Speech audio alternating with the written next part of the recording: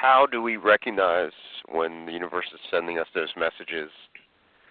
You're a natural intuit, natural psychic abilities, and I don't know if does everyone have those? Are they latent? Are they? I think I think we all have them, just like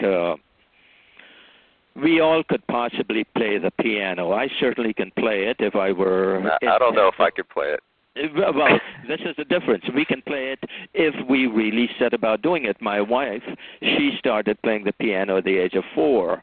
And when I met her, she would just sit there, and the most beautiful magic tunes would come out of that piano.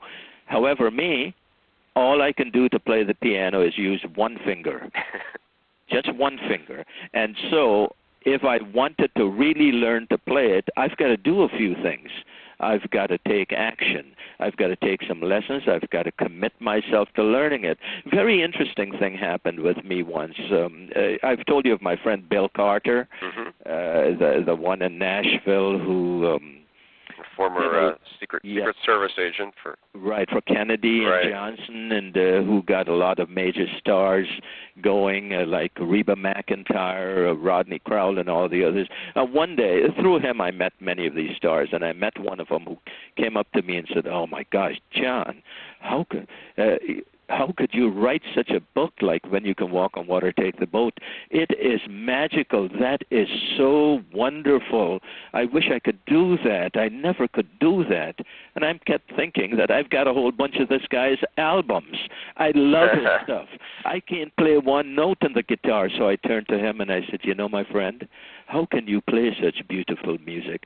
For me, that's magic. It is so interesting." So here it is. Some of us do have a tendency. He had a tendency towards playing the guitar and singing, and he built on it. He practiced and he worked at it, and he became a fantastic singer. I had a tendency to always want to express myself, and I ended up being a writer of best-selling books. My wife always wanted to express herself through music, so she became a top pianist, won so many awards. Now, I couldn't do it exactly the way she did, but I could play using my one finger a lovely tune that I like. So we all have the psychic abilities within us. There actually is sixth sense.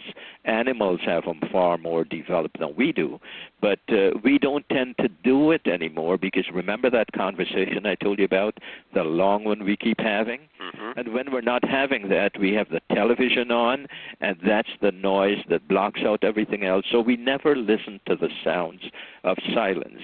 But if we do that, if we practice every day, not a long time, just for a few minutes every day, we get into a place where we breathe deeply, sit quietly, and say, I'm going to just let my thoughts run wherever they will, and I won't watch them, and I won't answer myself.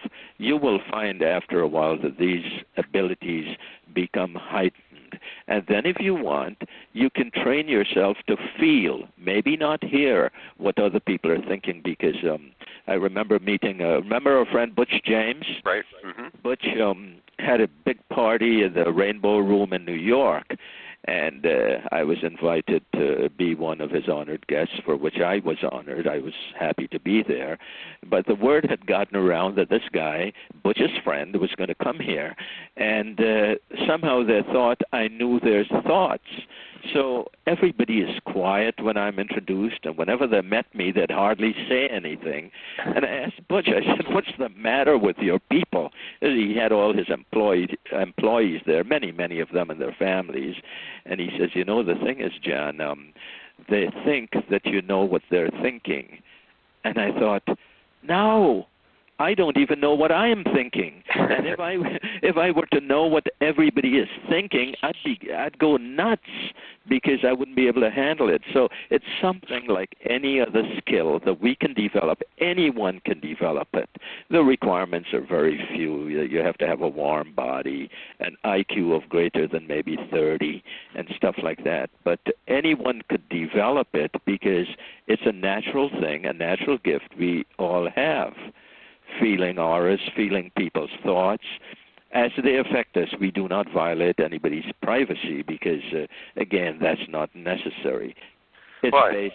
I was going to say, I know in business many times when I'm doing a deal with somebody or I'm deciding on which project I want to do next, the times when I've listened to my gut instinct, and everyone talks about that gut, and it seems like that feeling comes from somewhere within your gut region, but it's that intuition, and I rely on that gut instinct because I know when I'm doing something that is going to work and when it's not going to work, and sometimes when I've decided, well, this person, I'm sure that they'll work out, or I'm sure this deal will work out, or this project will work out, even though I knew from a gut feeling that it wouldn't. It's always been that way.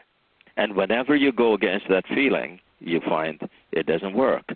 Now, it doesn't mean that we shouldn't use analysis and we shouldn't use logic and so forth.